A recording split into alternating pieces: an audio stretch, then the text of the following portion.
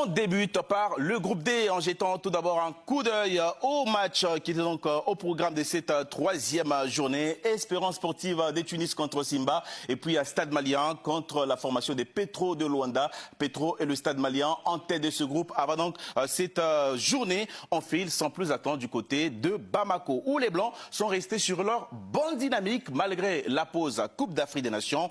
On voit ça dans ce reportage de Mokhtar Bari et Philippe Givlet.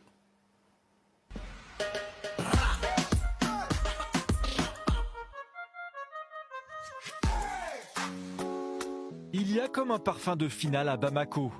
Aux abords du stade du 26 mars, la confiance règne chez les supporters. Le stade malien peut conclure en beauté une phase allée presque parfaite en Ligue des Champions. On est venu pour gagner seulement. Rien que la victoire. Ça, c'est mes vœux les plus ardents. Bon, aujourd'hui, on peut gagner. Inch'Allah. 2-0. Avec 4 points, comme son adversaire du jour Petro, le stade malien peut s'emparer de la tête de son groupe. Inimaginable, il y a quelques semaines encore pour certains. Une équipe comme celle-là a vraiment quelque chose à prouver maintenant parce que nous voulons montrer aux yeux du monde encore, s'il en était besoin, que nous ne sommes pas le petit poussé qu'on a présenté au départ. L'arme numéro 1 du stade malien est camerounaise. Tadeusz Keng, buteur face à Simba fin novembre, porte sur ses épaules une partie des espoirs des Blancs de Bamako. C'est l'un des meilleurs attaquants de ce tournoi. Donc je sais aussi qu'il va marquer aujourd'hui. Cette rencontre de prestige se dispute dans un contexte douloureux. Avant le coup d'envoi, le Mali pense fort à l'un des siens, le journaliste Mohamed Soumaré, l'attaché de presse du stade malien, décédé durant la CAN.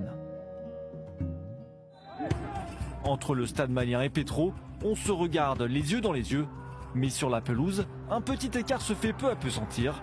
Dans les intentions, le stade malien est un ton au-dessus.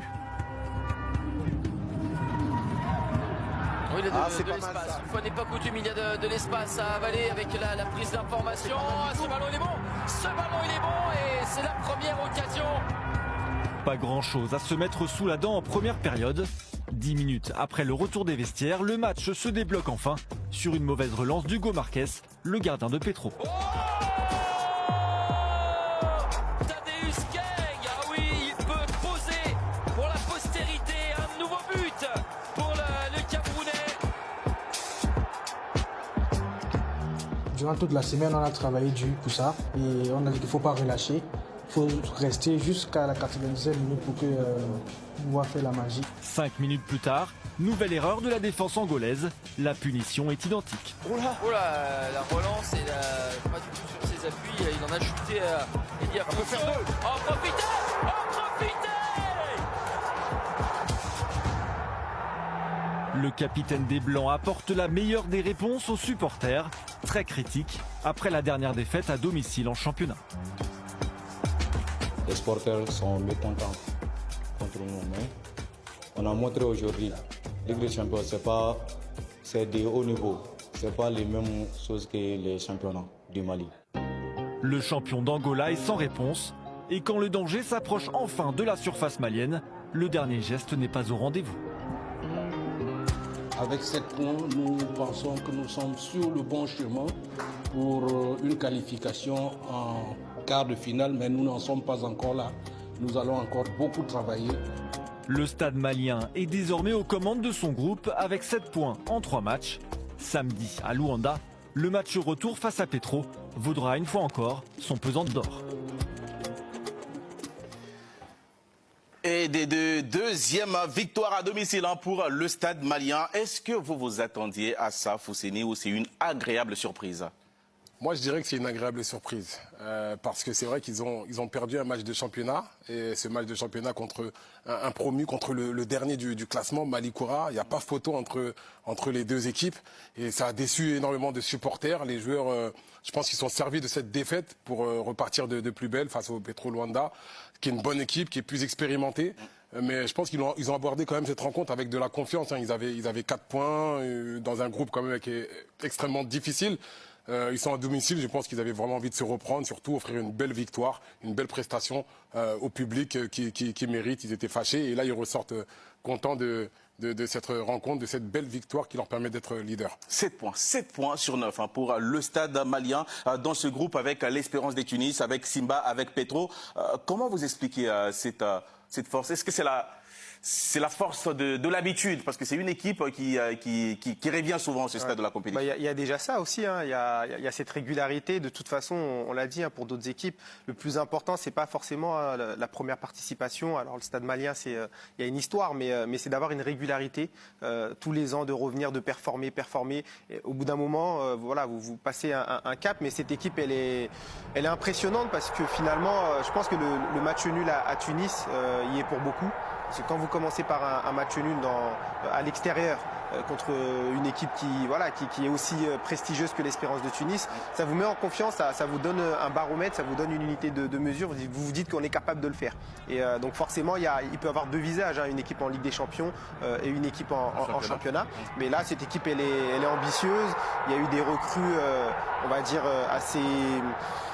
assez précieuses qui apportent de la plus-value, des joueurs qui sont arrivés, qui sont un petit peu qui sont rentrés dans le collectif, hein, et qui apportent de la plus-value, qui arrivent à élever le niveau de jeu et la mayonnaise prend. Et le Stade malien, Franck, qui n'est plus loin du top 8 dans cette Ligue de Champions, 2 ans après avoir atteint ce niveau en Coupe de la Confédération. Ouais, effectivement, c'est une équipe qui a mûri. D'abord parce qu'on a conservé en fait la moitié des cadres, ceux qui étaient en Coupe de la Confédération la saison dernière.